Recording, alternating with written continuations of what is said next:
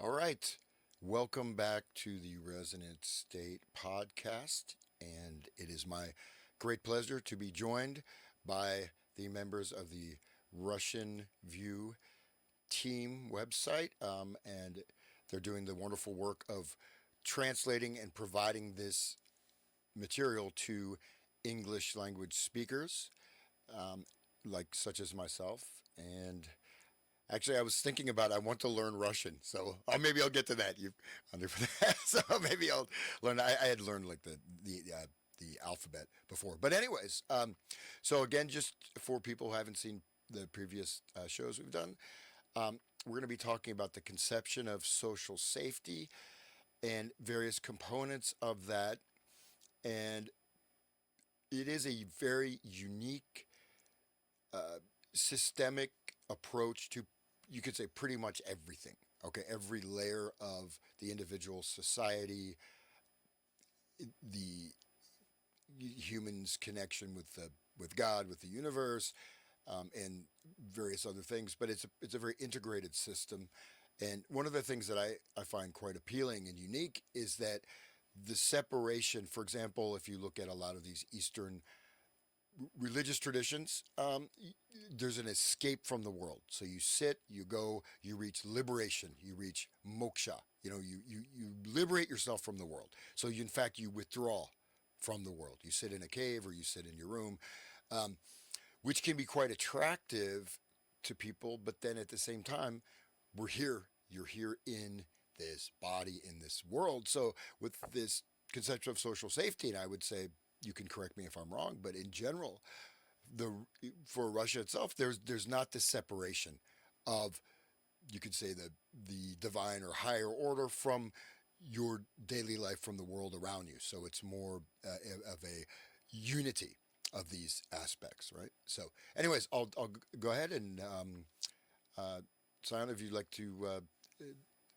just Sure, introduce yourself and say something. sure. All right. So again, I'm Tian, and Andrea and I compose the collective, the Russian View, and our main task has been to translate the works of the conception of social safety, as well as related works, into English. So, what is the conception of social safety? This is a social initiative. This is an initiative that was taken up by, you can say, the common people.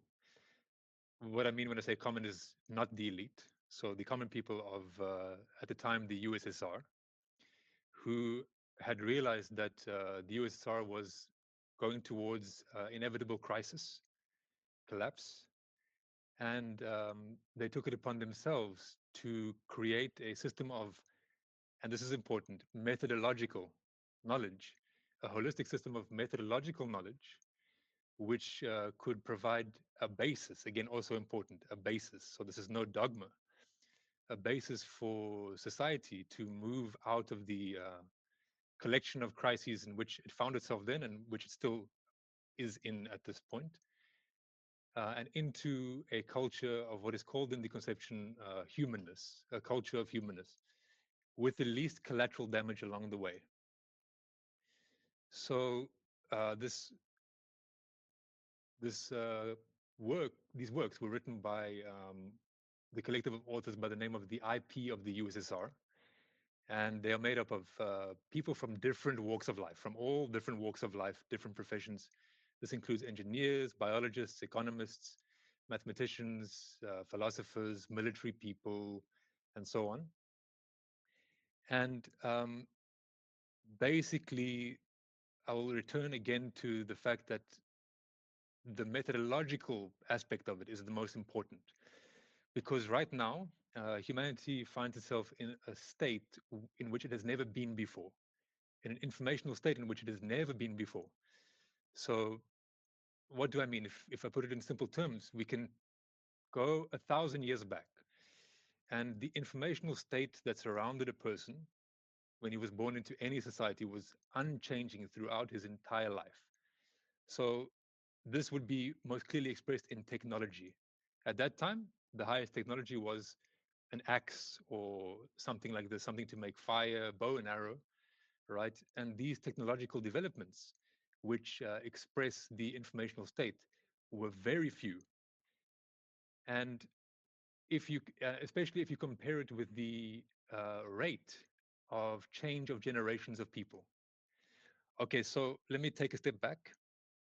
Um, First of all, in the conception of social safety, all of creation and all processes flowing in creation are looked at as oscillatory in their character. So everything emits oscillations. These oscillations all have their own frequency, and all these oscillations are in a state of mutual interaction and interdependence with each other, right?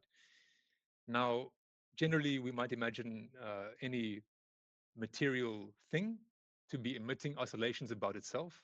These oscillations we perceive, and we see an image of this material thing which has been transferred to us by these oscillations. However, um, also oscillatory is generational change. For example, it's about 25 years.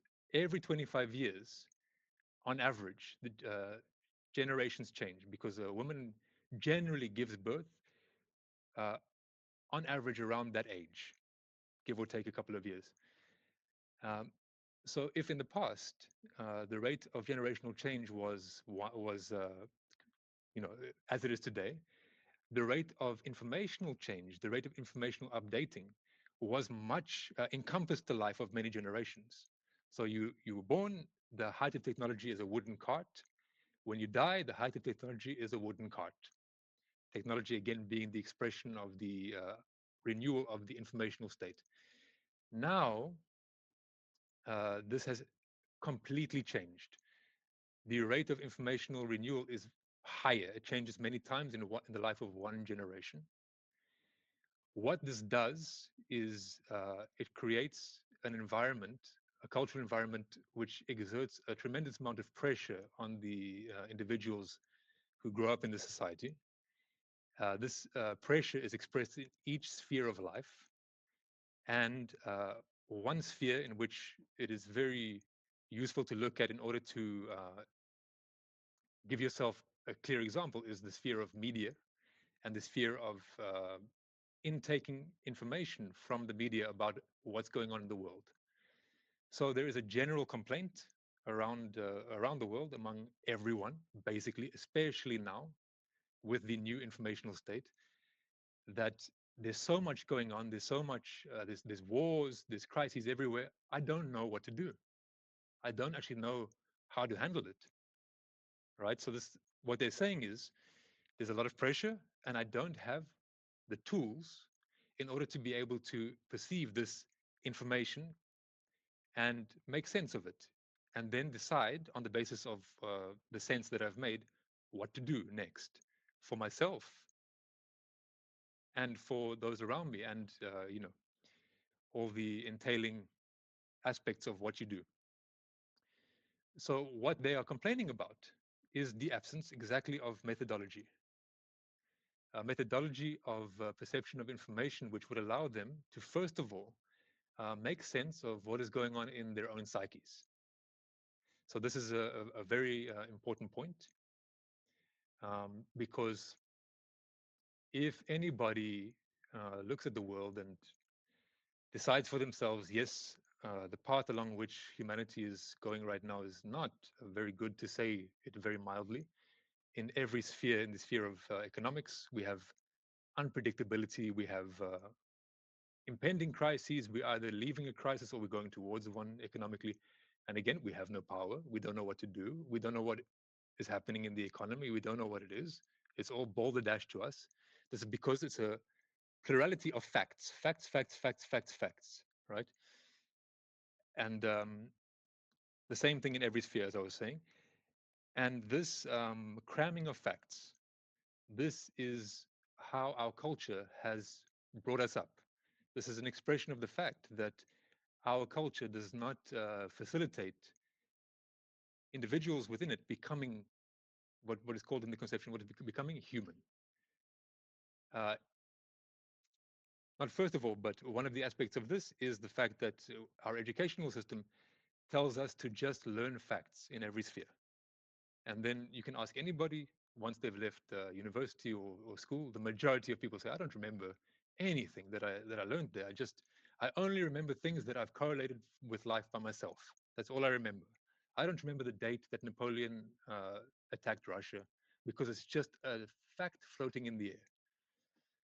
Okay, so um, as I was saying, if anybody takes up the examination of the root of all these crises, they will find that it all leads back to the psyche of the the individual and the collective interrelationships of the psyches of individuals in society, which create the structure of our society, which is a crowd elite structure. This is also a term that is defined in the conception, and that the only way out of this is for uh, people to become human. This is the main call of the conception of social safety.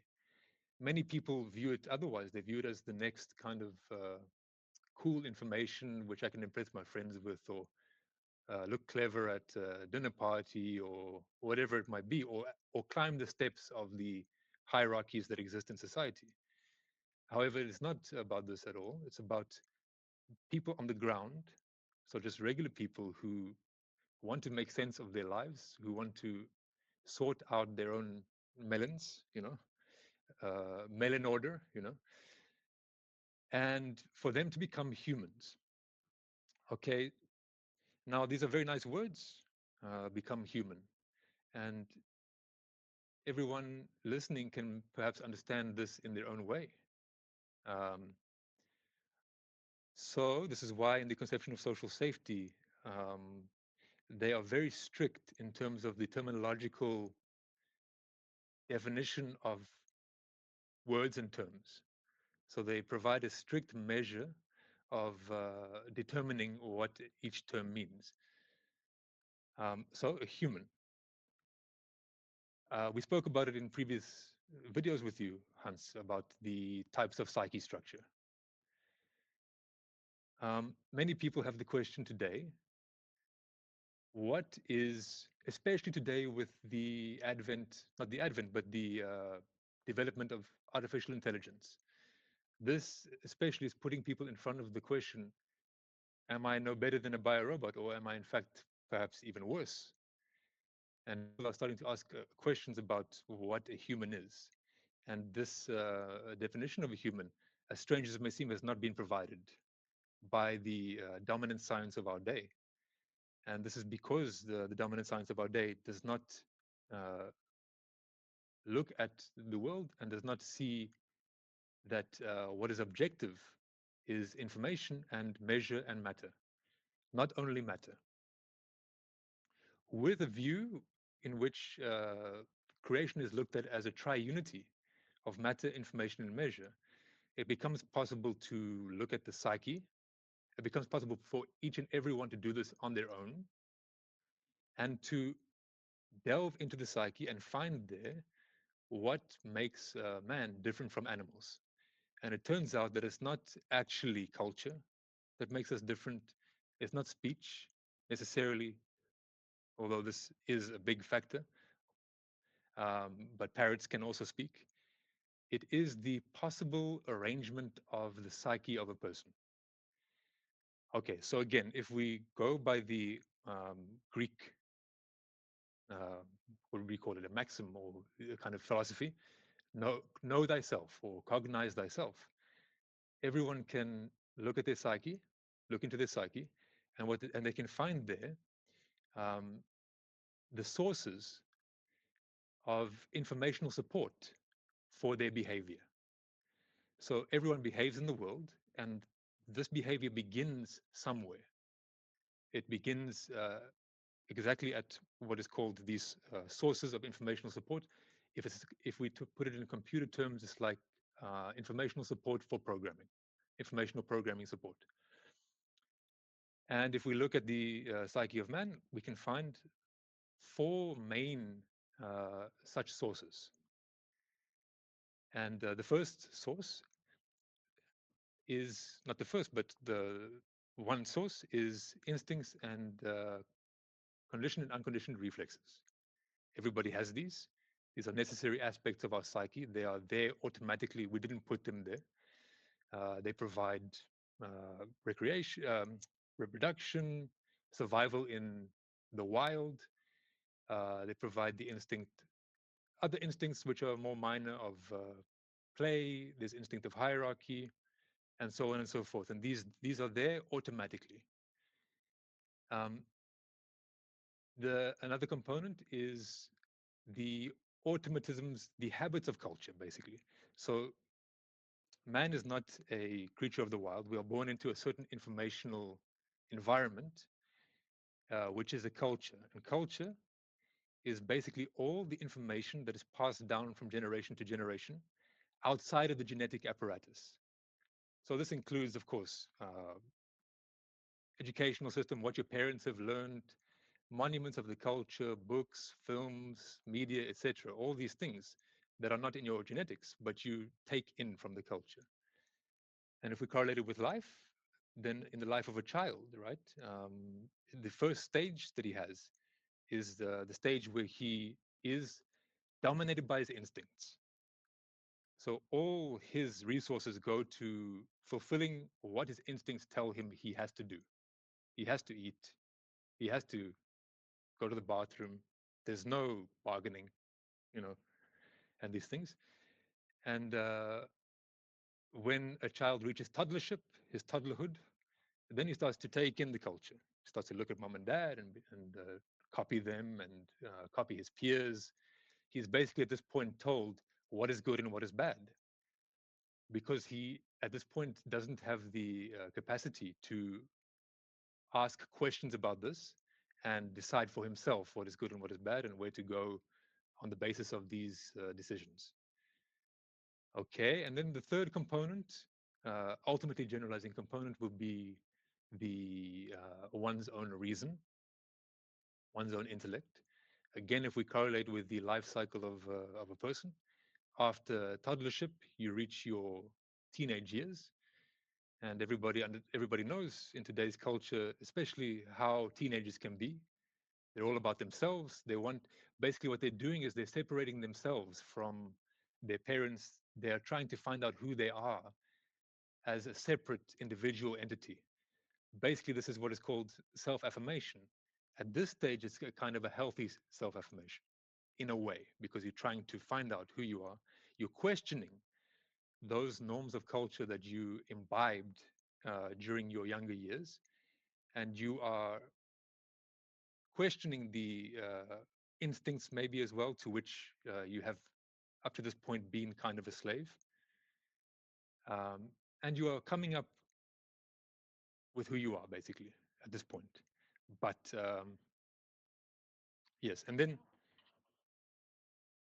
then we have the fourth component, which we'll mention, which is a general. It can be generally termed intuition. Intuition can is multifaceted. This is also a very important thing to pay attention to because in the culture of the West, intuition is really, really mashed up with a lot of different concepts. Instinct is in there. It can be any voice. So it's necessary to separate within intuition certain voices that come to you that are outside of your own work, your own reasoning. Um, Among these voices in the psyche of a person is also a voice which is that uh, component which tells a person in what is objectively good and what is objectively bad, basically. And this in Russian is called sovest. In English, it translates as conscience. However, as Andrei mentioned in the previous lecture, in Russian, especially in the conception of social safety, sovest in the psyche of a person is strictly defined as that voice which connects an individual to God.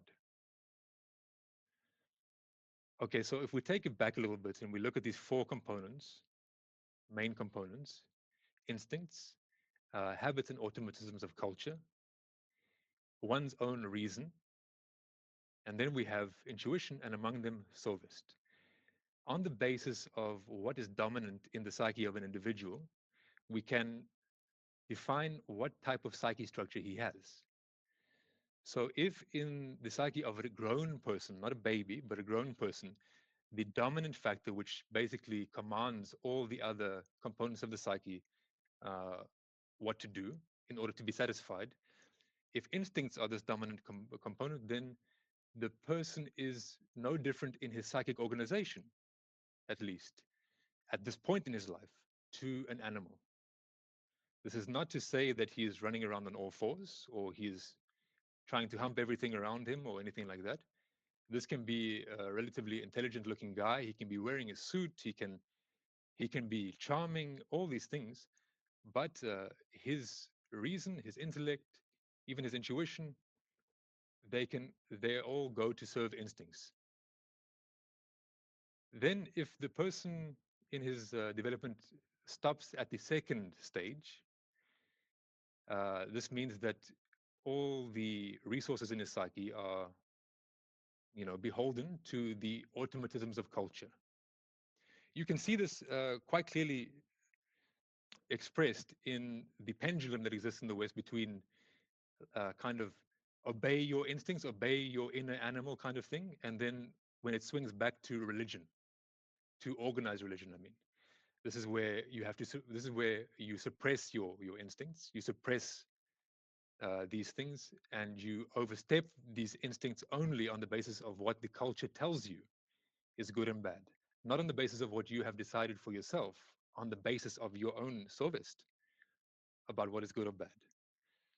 Uh, and this, if someone has a psyche like this, where the dominant factor is the habits and automatisms of culture, for the statistical majority of his life, this doesn't mean all the time, 24/7, then he in his psychic organization is no different to a zombie biorobot. This is why people are very scared of AI at this point, because they are seeing in AI a mirror of their own psychic lack of development. But the good news is that it's not stationary. Anybody can develop from any point to the human psyche structure. Okay, so the third component, as we said, was one's own reason, right? Now, a person can get to the point where he understands that he has instincts, where he understands the norms of culture, and where he starts to kind of act on the basis of his own ideas about life.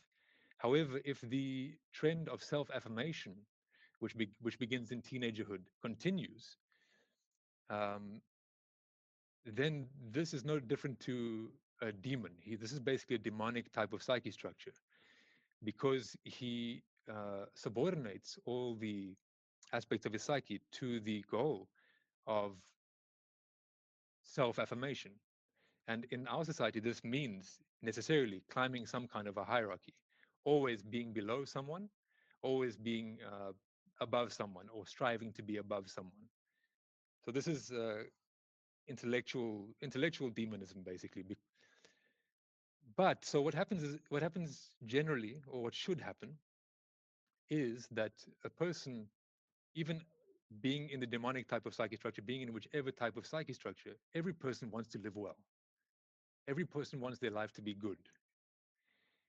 And when they make plans and they decide on the basis of these components in their psyche what to do in life, and it turns out that the results of their actions are not what they expected, they inevitably face some kind of a disappointment.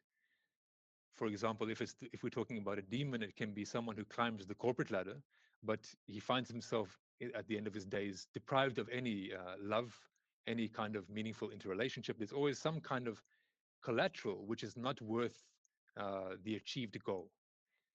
And this happens with any of the types of psyche structure. They can get to a point where they realize everything that I've done so far, all the choices that I've made, have led to what I thought would be objective good, but what turned out not to be objective good.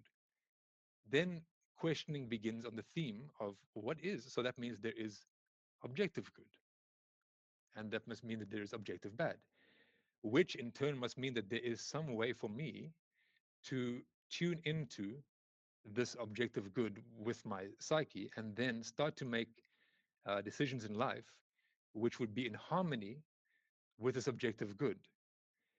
Uh, because basically the person finds himself always at odds with creation, and he decides that he would like to not be at odds with creation because creation is bigger than him, and he would prefer to be supported by creation, to put it very, very simply.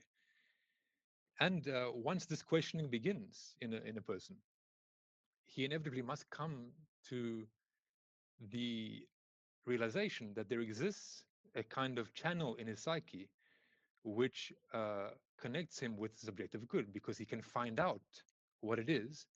And on the basis of what he finds out through this channel, he can then use all the other components of his psyche to make sense of it, using his intellect to understand these epiphanies that come through this channel, and on the basis of his intellect to decide what to then do in the world.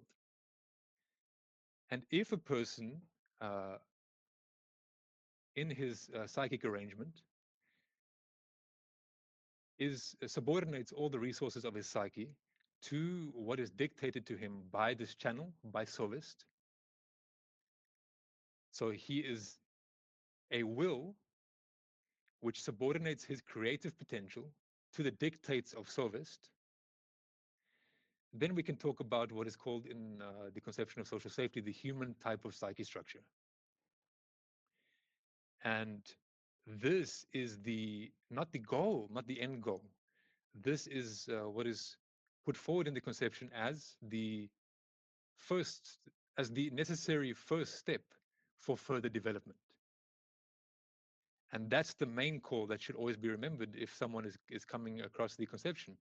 People become humans, which requires a great deal of work on yourself to examine your psyche, to be very, very honest as to what actually your behavior is subordinated to, what goals, whether you are conscious of them or not, you can become conscious of them, to reveal in your own psyche this precise channel, and to then, of your own free choice, follow what is dictated to you personally, innermostly, not by some church, not by some book, not by someone else, uh, and then create yourself and create your decisions in life and behave on this basis. Great.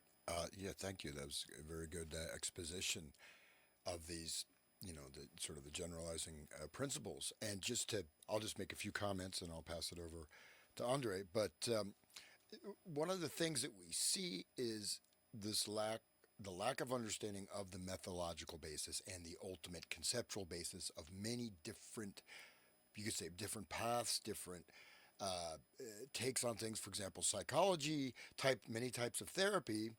I've been, looking at, uh, you could say, the higher intellects that sort of devised our current, coming from the Macy conferences, from the cybernetic system theory, which is employed in a very different way in the conception of social safety. But many of these corollaries or protocols, and sort of mismapping of the psychic structure, or even mystifying, creating all this terminology, this, that, this, you, does not provide clarity, because if you have a faulty methodological basis, you can have, thousands of permutations. It's not going to take you anywhere.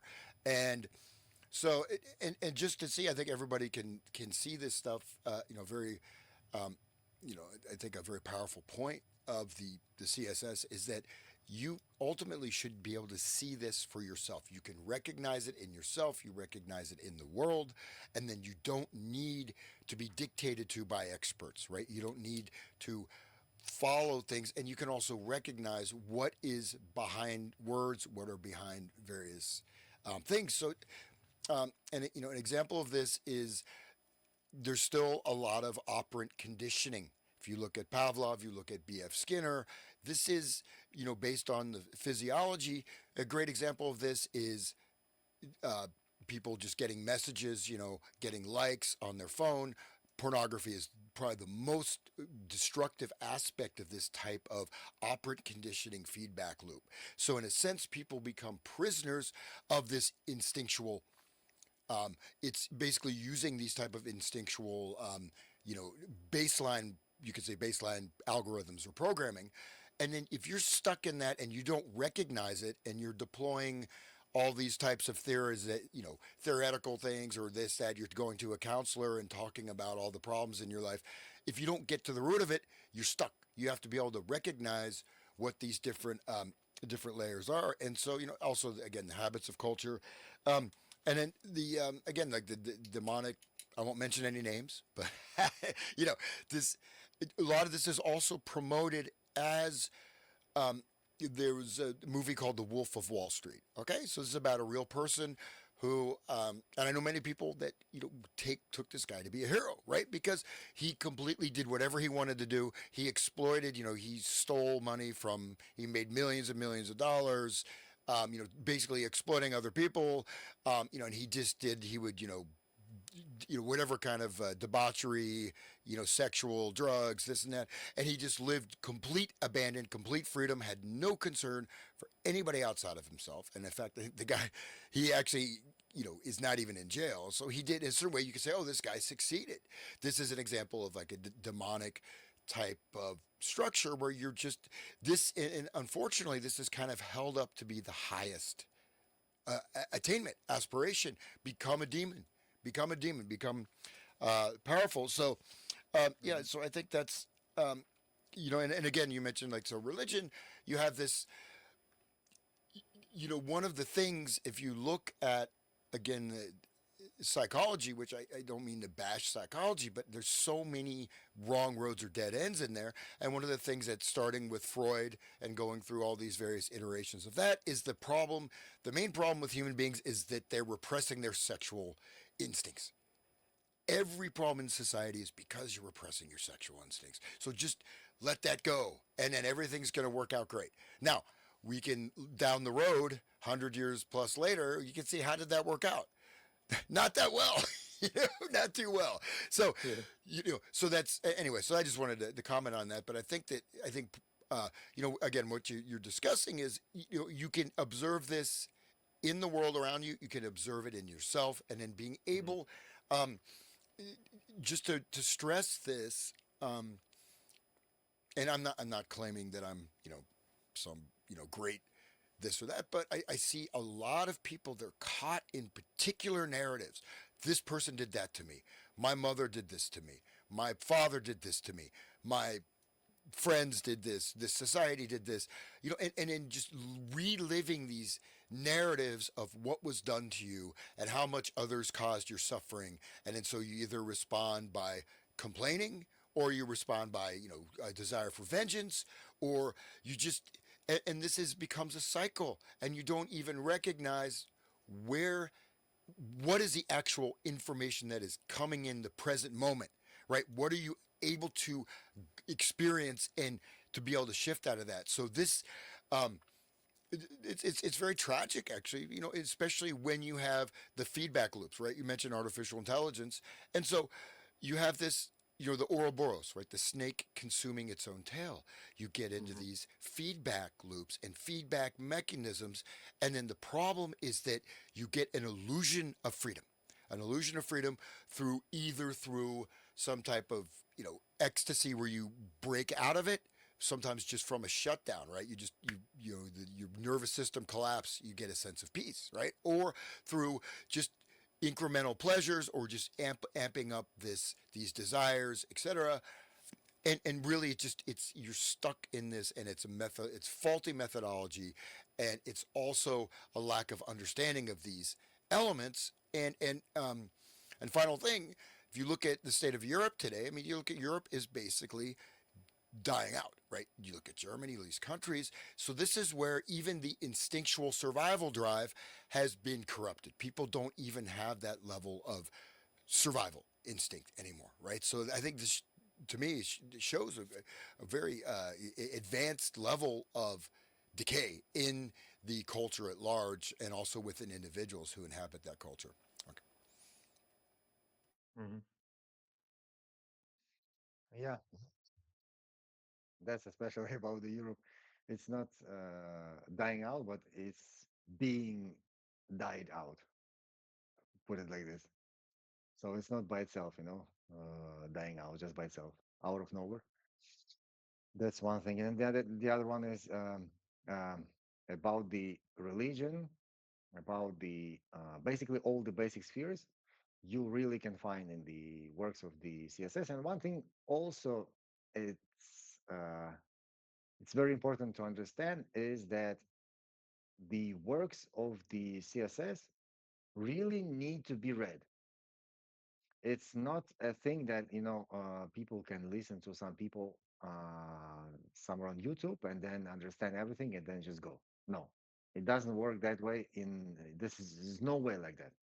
You have to read those books by yourself, and then to form new ideas, to integrate these new ideas into your working part of the psyche, and then change this way, to rearrange the uh, certain areas of the psychic, you know, algorithmics in a certain new way, and then to develop more and more and more and more, and then uh, the other objective, except for the one that Sam mentioned already, is that you have to learn how to learn. And one idea comes, I mean, there is one phenomenon. When people start learning the works of the CSS, they s- they stuck basically there. uh, they do not want to read anything else, or if they read just something which is recommended by the CSS. If it is not recommended, I won't read that. But that's not the way. And the CSS is not the something holy script, that should be read only. No, the point is that um, it's all written by man, and the man trying to understand the objective reality. But the understanding of the objective reality will always be subjective. There is no way your personal understanding becoming objective is not possible. It might be very close to the objective one, or even ultimately close, but not the the objective itself. So the point is that even in the conception, you somewhere somehow you can meet some mm, uncertainties or some mistakes or something like that. That's fine. The point is that uh, these books might help you become really free in your process of cognition. So you won't just automatically find some, I need this information, so I will go and listen to that guy and follow exactly what he says. It's not the way. This is not the right thing. You will be able, but that does not mean that you won't go and listen to someone. It is possible. It's not no problem, but you will have a methodological filter. All right, this guy is saying now something, and I understand that this comes from his, for example, wish to be bigger than others, or this thing he portrays as some really big good or something. But actually, if you look deeper, there is a strict crowd elite hierarchy there. It's hidden, maybe even for him as well. But that's how it works. So you have a kind of methodological, let's say, weapon in a good way, in order to filter, basically, yes.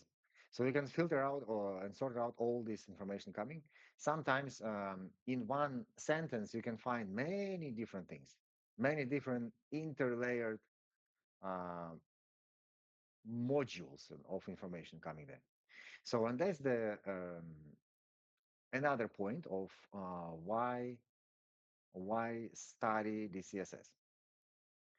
And another one is, as I've said already, you cannot miss out. I mean, to avoid reading those books, it's impossible. You have to do that if you want to understand something, and not only read,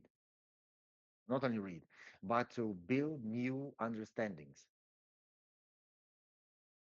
and um, and then to correlate all this with the life, to see how it works, and to put it simply put it, right, is just to apply in your real life, like that. That's the main thing, and that basically concerns everything. So religion. So if you read, for example, the uh,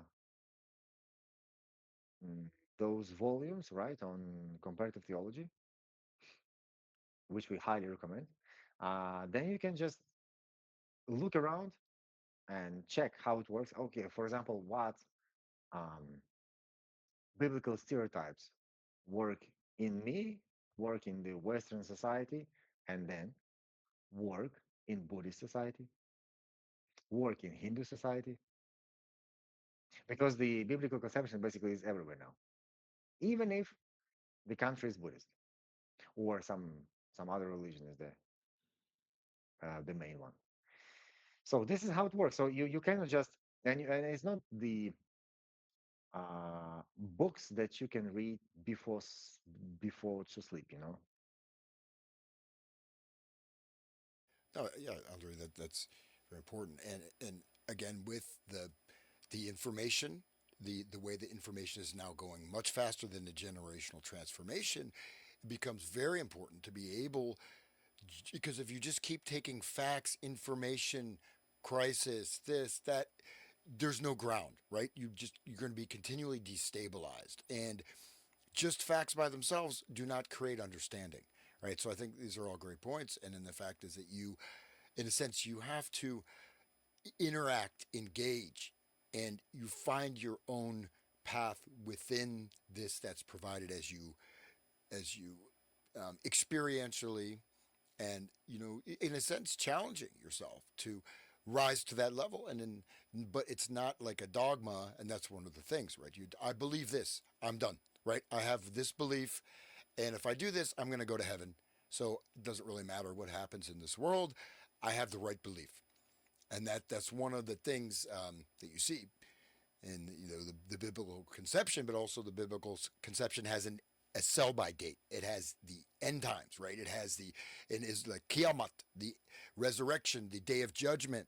So you can kind of see the timeline going to this end point, and part of that within the larger crowd elite matrix we live in is this transhumanism, etc. So this is ongoing, and we are in the middle of it. So yeah, uh, And then imagine, I just remember, I mean, the worshiping the sorrow, worshiping the suffering.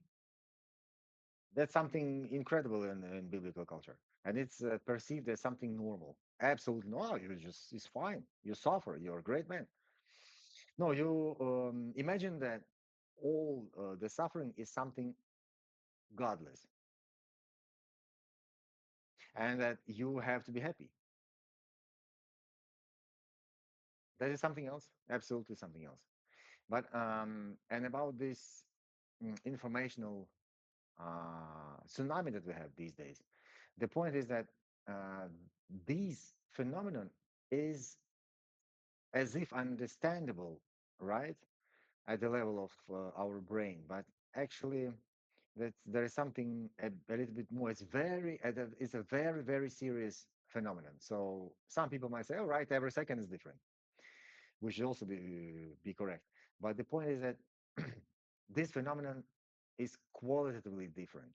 So now, for example, behind Hans, there are a lot of books, right? And these days we can have millions of books somewhere in our computer or something.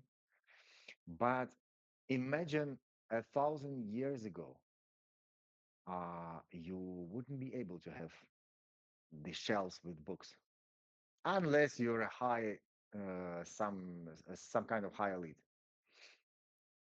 And imagine now, right? These days, everything is changing every day. But at that point, nothing. So everything is kind of like stuck. Everything is stuck there. If we compare to the day to day. So and then imagine living in this kind of reality when everything is the same. The informational volume is the same. So I do something there, I go there, I work here, blah blah blah. That's it. I cook here. That's it. So all our talks are about the same stuff mm, the whole time.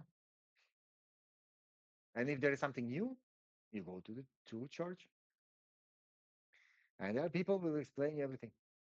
And you remember, right? Those times where a piece of news could be transferred just by men walking. No, exactly. I mean, we are, if you look at humanity for as long as we have records of, and you want to conceive it, beginning, all of this is new from the beginning of the 20th century. When we have this explosion of technologies that never existed before, right? Now, you could argue, and I do, I think personally, that there were ways of communication, right, that were outside of, people could communicate long distances without the technology, right? But that's maybe another more esoteric topic. But all this stuff, and then suddenly, what was always your immediate local environment, what's your immediate environment now is what's constructed through the media, right? You're taking in these images, and so you would get the news from the next village. Someone would ride on horseback, or you'd hear a rumor or this or that. There was no this type of transport of information. And now we've reached this exceptional point. I'll just say one last thing is that you mentioned the suffering in the biblical conception, Mm. and I was talking some of my critiques of psychology in the West. There's all this stuff with trauma. Trauma. I have this trauma. I have that trauma. Trauma. Um, and and maybe I'm harsh about it, but I said just stop focusing, change your focus. Don't, if you keep focusing on it, you're going to continue to have that. But if you look at that within the biblical suffering, that trauma becomes a badge of honor, right?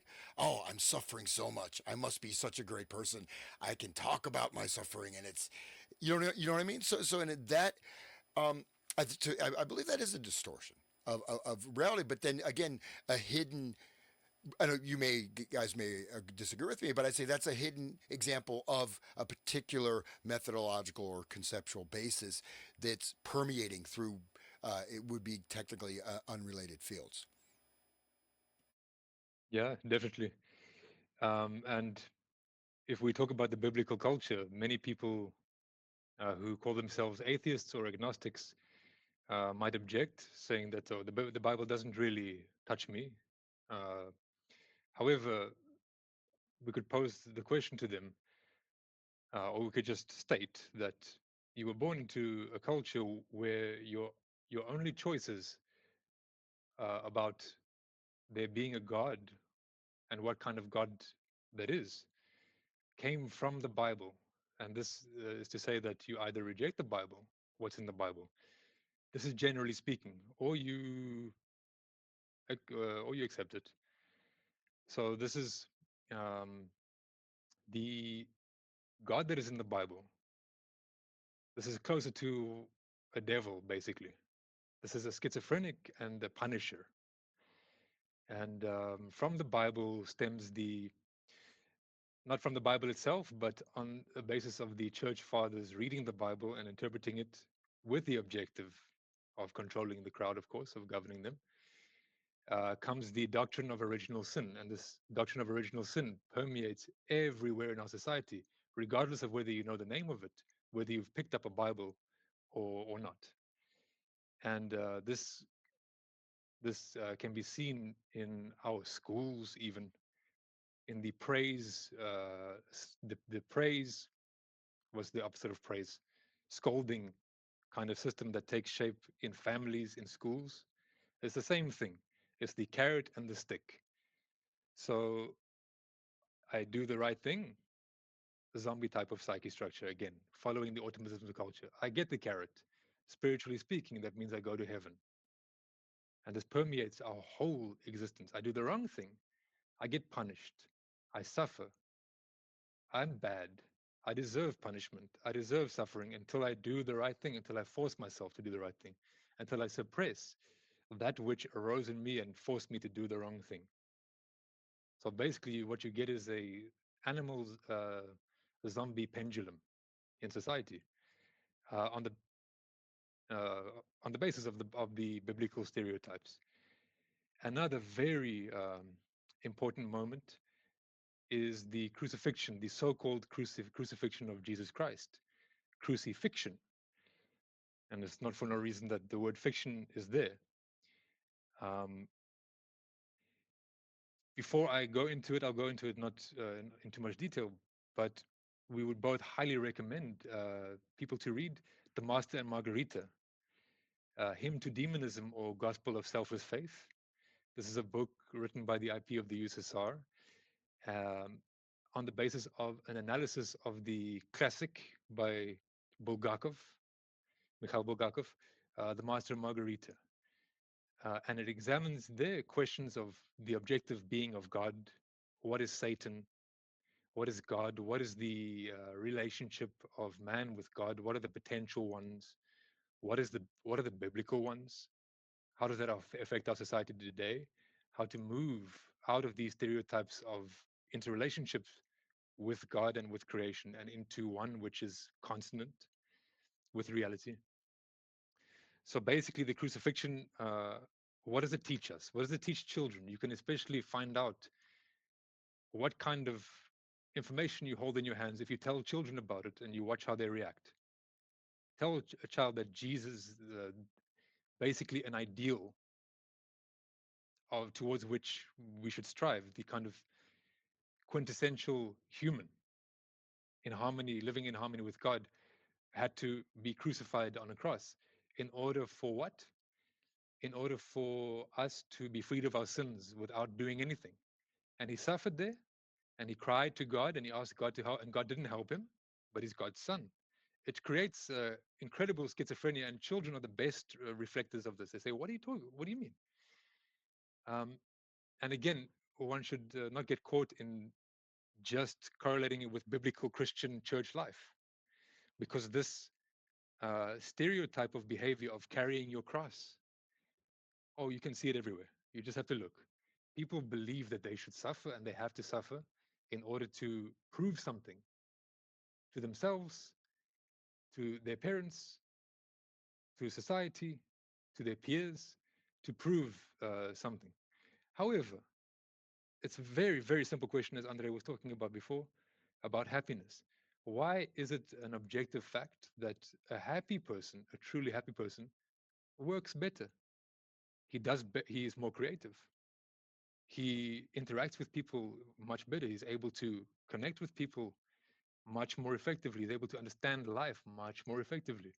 This is also an objective reality. So why should we suffer in that case? And why shouldn't we be happy?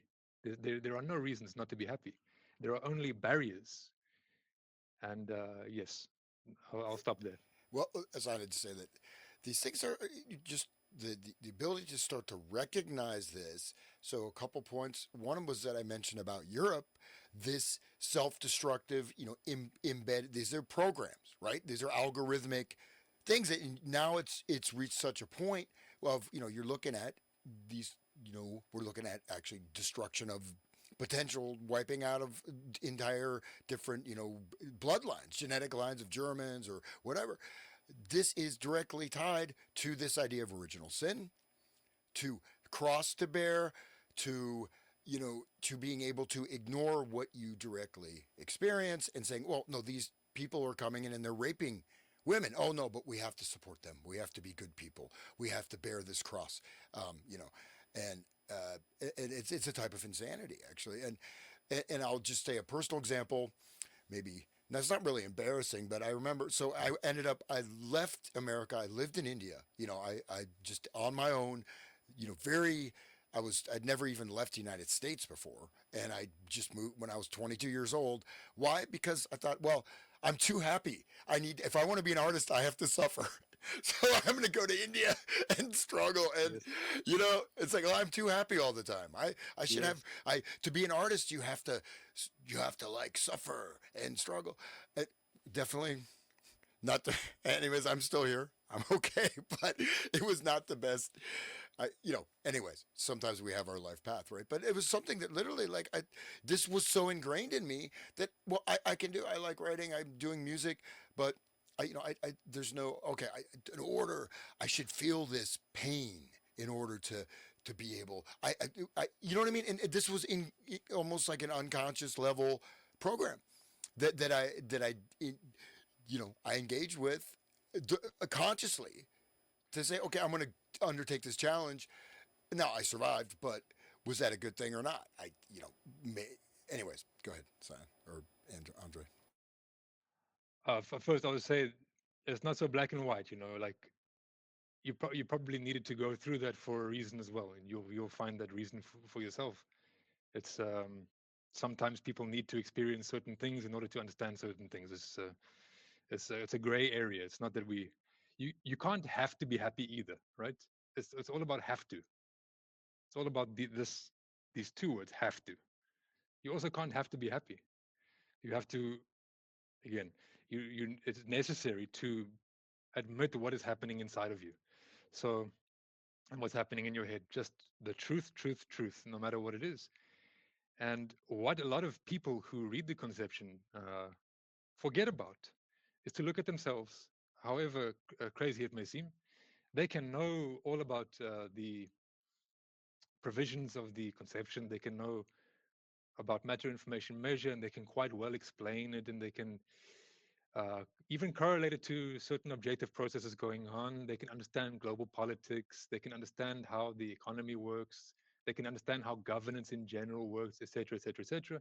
They can understand religion, what it should be, what it is. However, they, on reading about the types of psyche structure, they automatically, without realizing it, without finding it in themselves, think that they're humans just after reading it. I'm a human. Everyone else is kind of a zombie and all these kinds of things, and I'm better than them, basically. But that's what happens next. This is the root in the Quran. It's written about Iblis, which is the name in the Quran given to Satan. How he was told by God after God created man that he should bow to man, and he said, "I refuse."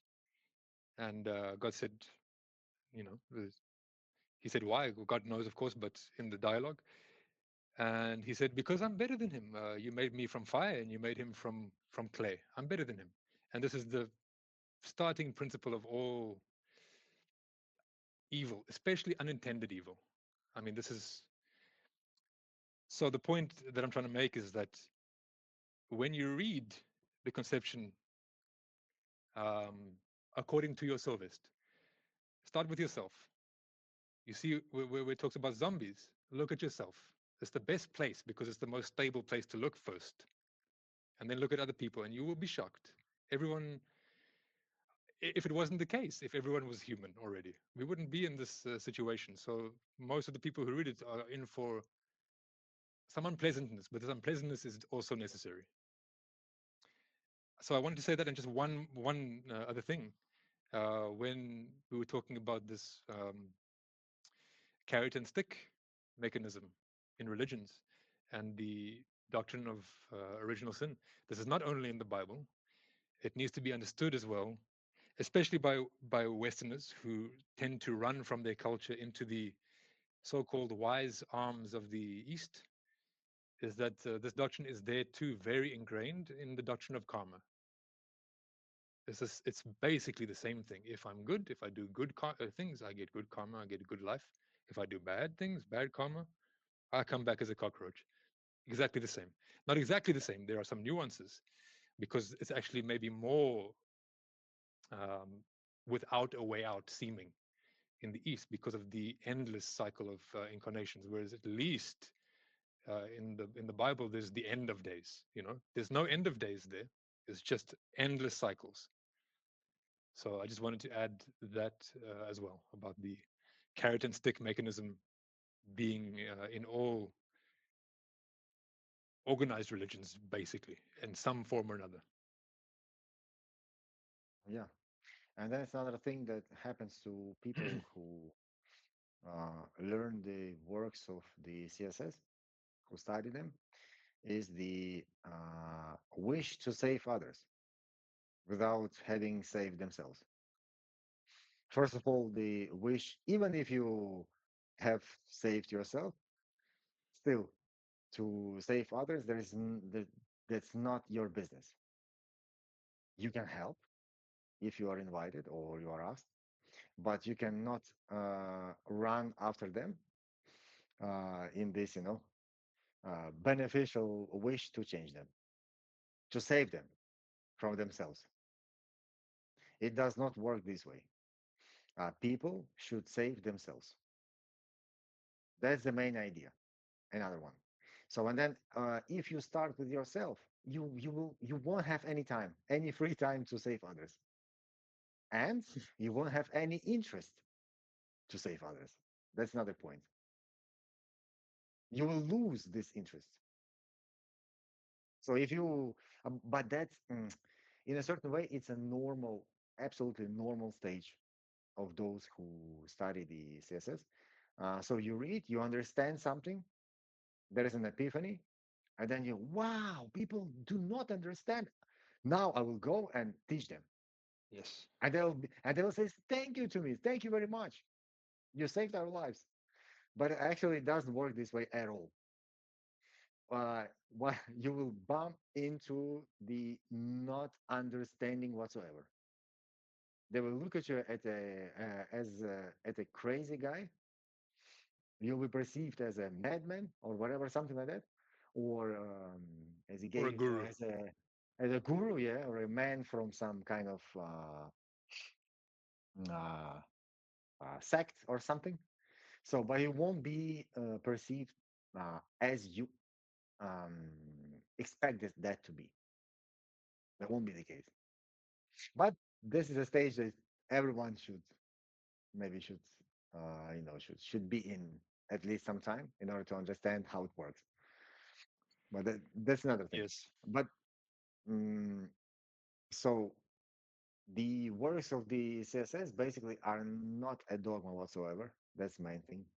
And these are books that should help you to perceive the objective reality through the subjectivism of the CSS.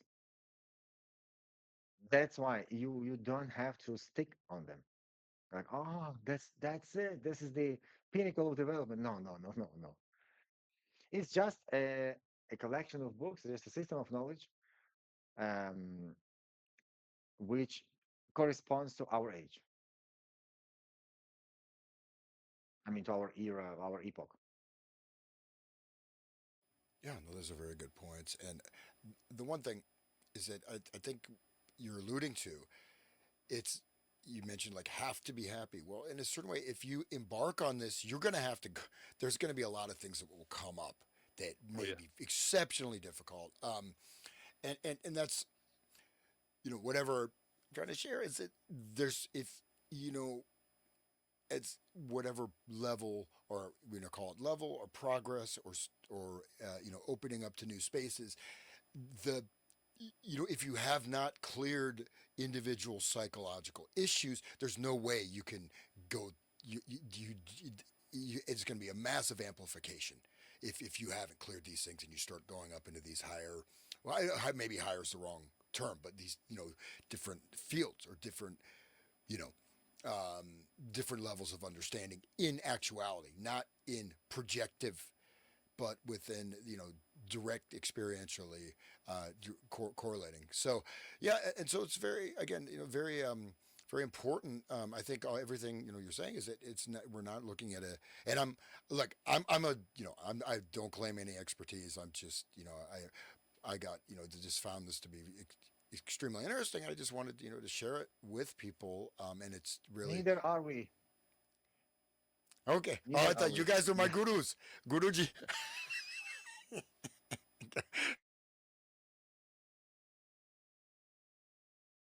You guys are both muted.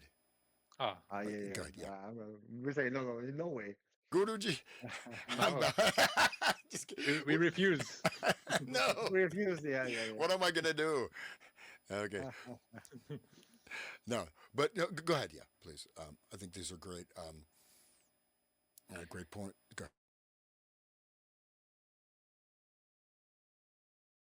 Me, right? Well, yes, we can mention also, as Andre was saying about being a savior. Um, we actually have an article that came out on the site today, in fact, called "Saviors and Victims," and this is about the algorithmics of the interrelationships between saviors and victims, and the you know the self-affirmation from the side of the savior. Oh, I'm such a great savior, and the kind of attachment that comes along with the victim. Oh, I need this guy. I can't do it by myself. I'm I'm shit, basically. And it's very useful to read. It's not by the conception. It's not by the internal predictor of the USSR. It's by another group of authors who um, who wrote several articles uh, stemming from their interpretation of basically what is written in the CSS, but creating on that basis and looking at life and coming to some interesting conclusions, and quite simply written. Very nice article. Would recommend that as well on that theme. Great. Yeah, and just to have and see there is, you could say, a third way, right, or a fourth way, or it's something that is very distinct from everything else that's being offered, right? And there is a lot of wonderful things with the whole Western, Greco-Roman tradition, European culture, and in fact, you could say that there was a particular period of time where maybe the biblical conception was beneficial, necessary. You can see all these monuments of culture, etc. But where we are now, there's a at least um, and I think Andre told me, don't idealize Russia. Like Russia is perfect, everything. But at Yes. least in Russia, there is the sense of trying to preserve and having you could say self love for the people to find to bring this culture and and hold it and let it expand. I'm not being clear with that, as opposed to imperialistic domination, or as opposed to self implosion, right? And so you can't necessarily go back to the past, but you don't have to throw everything out from the past either, right? We live in this whole. This has developed over millennia where we live, so um, again, and again, the valuable thing is like you to be start. If you're I think the matter information measure, which is at one level, I found that it's quite complex, right? But yet it's very simple. That's the thing that's pretty. I find is quite amazing, is this stuff that you really struggling trying to understand this, but then when you get that recognition and that entrance into it, you could say, then oh wow, this is Yes. it makes sense, and it's not a limiting system, right? And so it just maybe we can kind of wrap up here shortly, but so this if you look at uh, the you know I find this fascinating, the ancient history stuff. We don't have to go into that, but it's a little more of the esoteric stuff. But the space and time as these categories that are just endless time, infinite space, and it just you're looking at a vacuum. You're looking at nullity. You're looking at this, void that's impossible to find your way. And you find this, say, the Kabbalah, right? The Kabbalistic system, you have it called the Ein Sof, right? Ein Sof is what? Primordial chaos, right? It's just this sort of vacuum or void with no sentience or intelligence, and everything is just kind of arising out of it. It's so the the measure is, it gives, I think, people that are searching, I mean, to start to recognize the measure of creation in where you are in the direct space that you're inhabiting. And there's, um, okay, hopefully that was clear. Um, but that, you know, this, you can start from where you are. The most important thing is to start from what, get to clarity, get to a state of honesty, get to direct.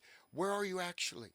Not where you want to be, not where you imagine, not where you think you should be, but what is actually happening, and just to enter into that, and then start to recognize, oh, they're talking about God, Sovest. That means nothing to me, right? Okay, how's that even possible?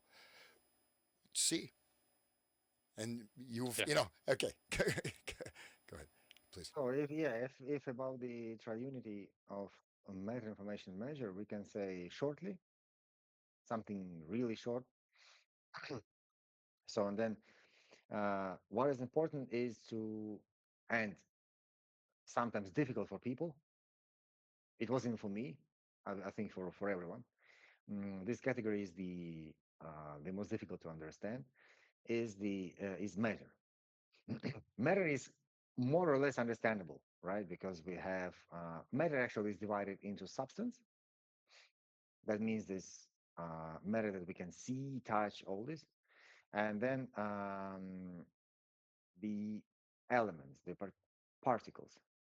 So these waves that we basically cannot feel with our nervous system. So I mean, we cannot touch it, we cannot do something, but they exist.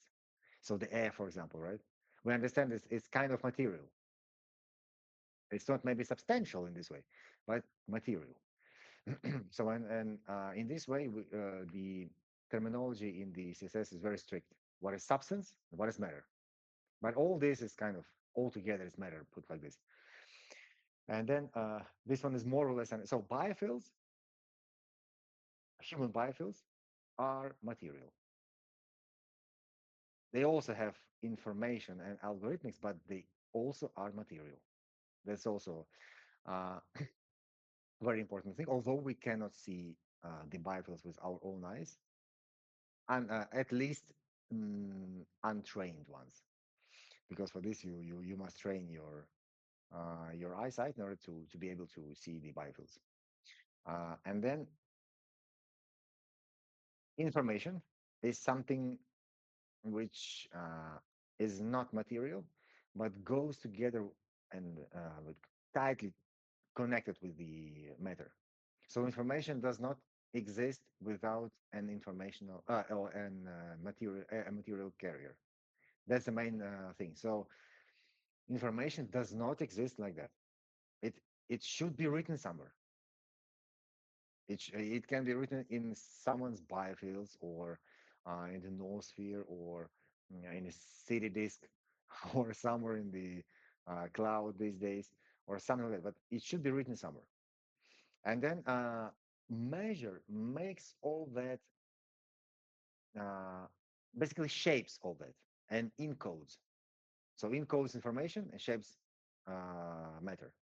So if we look at this like that, imagine a house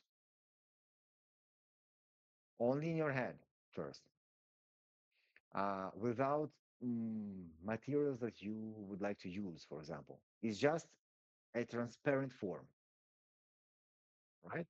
That would be measure first. Measure is not only that, it's also inorderliness of information and matter, but still, imagine this empty shape. So this would be measure. The uh, characteristics, like, for example, the width, the volume, or something, it's information about the measure, but not measure itself. Measure is some kind of form. So we have to just uh, get this idea. This is a form. And then without measure, is a house possible? Is the same as a plan or something? So it's impossible. Even if you start building a house without a plan, still at the end of the day, it will be measured. It's not possible without without measure, right? And, or the other thing, imagine man, right? Is it possible to the genetic program unfold, right? Uh, if there is no measure, like for example, how many legs, right? What is the percentage of the blood, right? The ratio to the mass of the body, right? Or for example, how many eyes, where located, and all these things. It's all kind of measured, right? All these proportions is also measured. So without measure, is it possible anything? For example, space and time are not the ultimate. Why? Because they can be measured. That's why. Andre, would you also say though, at least my limited understanding of measure, but it's also possible states. It's a matrix Ah, of yes, potentialities. Of yes. yeah, okay. Yeah. This one is the metrics as, for example, we spoke as an example about a house, right?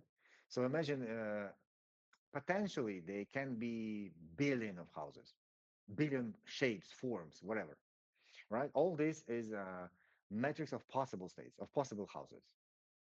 These variants, these possibilities, right? They are strictly interconnected and they follow strictly each other. So they're basically um,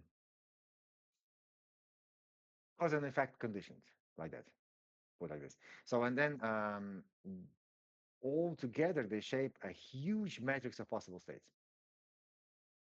So from point A, you can go to point B. From point B, you can go until you get somewhere. And there are some uh, points where,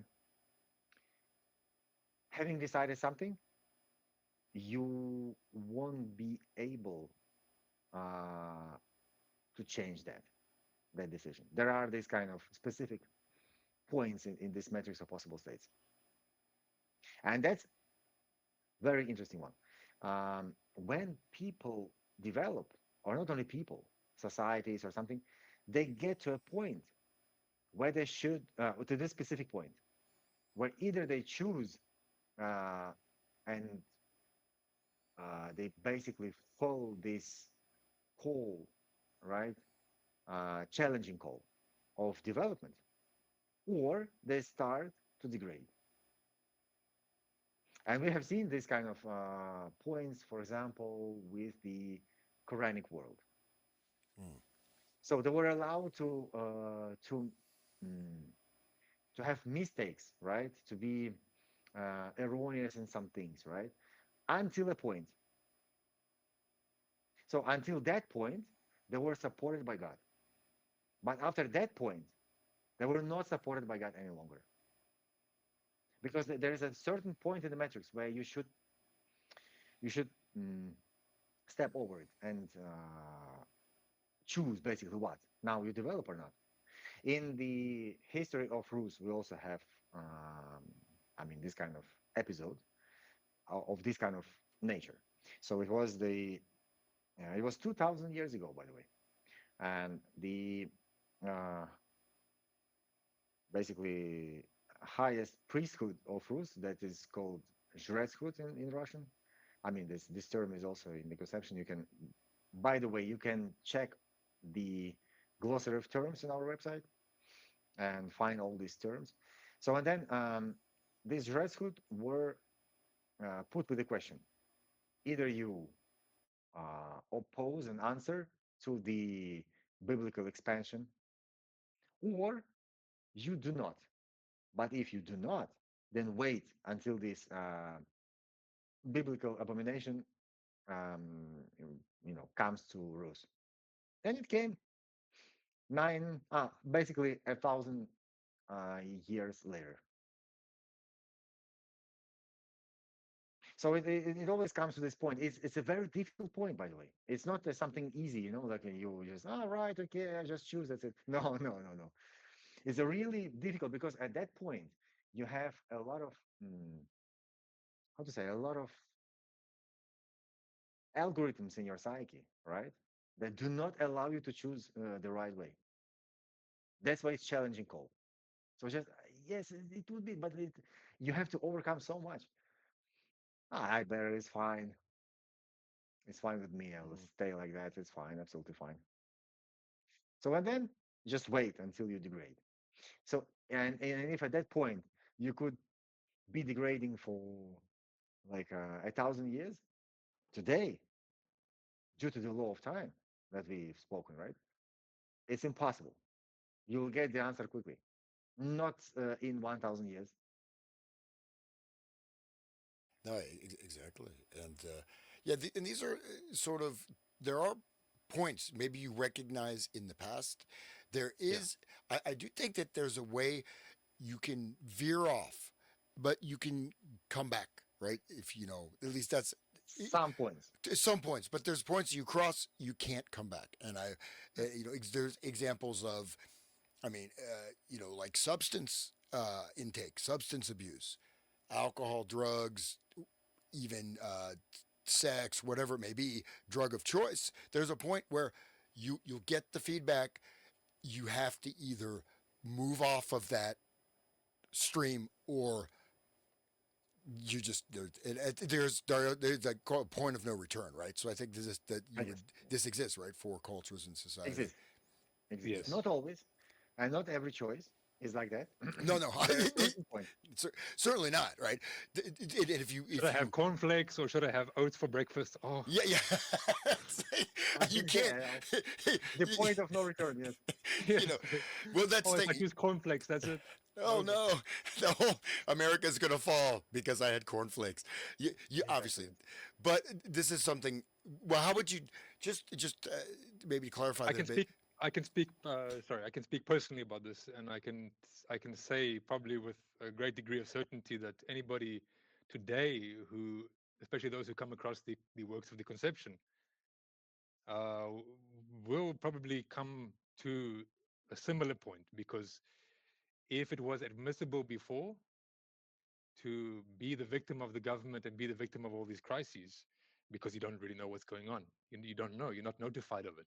This is also a kind of an objective law of the ethics of interaction between an individual and the informational state around him. If a person, it's like it operates according to the principle of ignorance of the law, sometimes can get you off, but not all the time. And now that people are faced with the situation that they're in, and they have the tools are now becoming available to them. They will be faced with a lot of the stereotypes in their own psyches and wish to go back, maybe, wish that it wasn't there, wish that they weren't faced with this choice to take responsibility, but understand at the same time that this wish is fantasy and there's really no turning back. Personally, this happened with me. Um, it happened specifically in relation to certain stereotypes regarding governance. So when I was faced with the idea that there is a world behind the scenes and that there are people higher up who are running things and have been doing so for some time, the only informational response that I had been put there by my society, and I hadn't rethought that, and it was it's bullshit, it's a conspiracy. And however, I had nothing in essence to object. I didn't have any actual arguments to really essentially say that this is not the case. It was with this point, it was with the point of religion as well, with God. It was with the point of some historical figures which I had been raised to believe and again just accepted from the society were kind of criminals. And the main example of this is Stalin, who is greatly examined in the conception. and I found myself under a lot of pressure from all these areas of life, and this pressure was spilling over into my personal life. And there existed the wish that all this wouldn't be there anymore. That maybe that I don't have to do anything, but I understood that this was an illusion, and that if I was going to follow this, it was going to be bad for me, and there was really, really no way out of it. I felt sometimes you can feel yourself in a corner until the moment that I decided to, okay, I don't know the answers to these things. I actually don't know a lot, so I'm just going to think about it. And it was like a weight lifted off of my shoulders with a seemingly simple choice, where before everything was swimming around above me in a black cloud, basically, and unconsciously and pre-consciously, I was wishing it away. Oh, take it away, you know. And then I decided, I don't know what's coming. I don't know anything about this really, but I'm gonna go. And then, and this was a personal moment. And I think that now humanity is basically in different ways at the same, you can say, Rubicon, moving past which there is no return. No, absolutely. And you did mention like not trying to save other people, but if you look at from the CSS in terms of the oscillatory phenomena, right? So if as an individual, if you okay, I'll offer this, posit this, you change that level of your resonance, level of your attunement to creation, to etc. This will have can it not have a tremendous impact on Yes. others around you? But this will be available to them if they if they want it. But yeah, again, you can't save anybody per se. And but that's anyways that's really important that these sometimes these can be seem some things can seem very important and they may not be ultimately that important, and things may be very small and they'll have a tremendous level of impact. So um, again, thank you guys so much. And Andre and Sienna, so I will please everyone visit the websites. There'll be links in the show notes to the YouTube channel and to all the books that are available. um, and like Master and Margarita is just it's a great novel, so I definitely recommend everybody Yeah. read that. I have not read that analysis of it, which I will have to engage in that. But that's a great you know And to One more watch a point. movie. Yes, yeah. the movie. So you recommend that show? Okay, so this is that It's in our website as well. You can yeah. watch it. You can download it. Is Yeah, that's I saw that. Is that it's a TV? It's like a It's a sort of a TV. serial. It's a TV Yep, show. Yes. yep. So Yes. I will definitely check that out. Yeah, I have. And there is also analysis of this TV show as well, which is Okay. very interesting. Yes. Yeah. Yeah. yes, yes. It's not that big, but still, it's very interesting. Hmm. Okay. Well, great. Please any final words you'd like to share, or just discuss here before we um, wrap up? And again, my great appreciation to you guys for coming and presenting this material that we're very lucky because otherwise it would be completely unavailable. You would not know this exists, right? But So imagine now, Sean said, right? He had to overcome this kind of specific point of no return, right? And imagine if he didn't do that. I mean, if he hadn't done it before. So you yeah, see, there won't be Russian YouTube. it would not be there. So that's exactly. Not be And then there. Yes. Yeah. yeah, Yeah. Yeah. and I don't So even. imagine one little thing. It seems it's just a banal questions, right? Mhm. It might seem like that, but actually it can have a huge impact. Can you imagine now it's available for basically for the whole world who is searching, right? For those people who are searching. Imagine from everywhere, just because one day, not because of only that, but just because one day, Sean said and answered these questions. That's it. A very important deed, by the way. It's a very good example. And then The again, you could. results, you can go to the website Hmm. and you check the results. I'll add one thing. What you said about helping people, right? The best thing you can do is to actually just develop yourself. You for those who are working on themselves, you will be an example to them without you having to sit them down and teach them.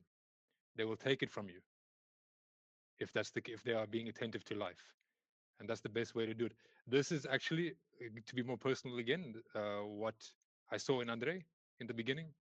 I saw that he was a guy who was not only coming to truth but living by the truth, and that put me in a big position because I understood that I wasn't, and this, created a lot of conflict in me, and again the decision to go. So the best, and he didn't tell me, hey, you have to go along this path of the CSS.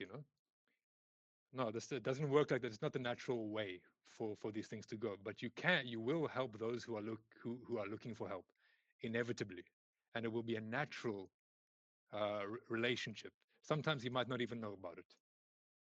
So yes, you can not save other people because they will save themselves on your example, but it will be their decisions, and on the basis of the concretics of their life circumstances, not yours. Because if you teach them by examples, you'll tell them what to do, you'll give them the path, and it won't work for them because they have their own lives coming into that. So it's yes and no, basically.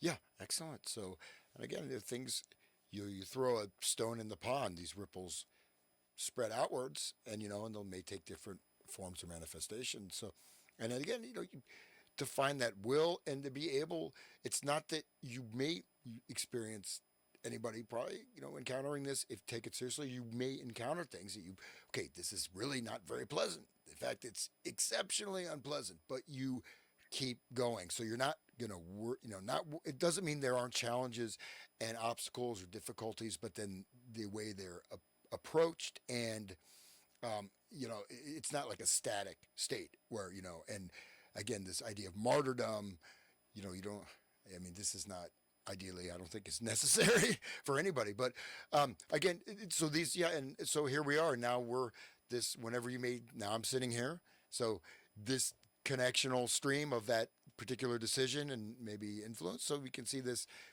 you say in a concrete way, that this is information is now spreading out, because English being the most widely spoken language all around the world, so it's of tremendous benefit that people can access it from anywhere. So okay, well, so I guess we can just leave it there. Andrea, would you like to say any final closing thoughts here? Just don't fear the truth. That's it. All right, guys. Well, thank you so much, and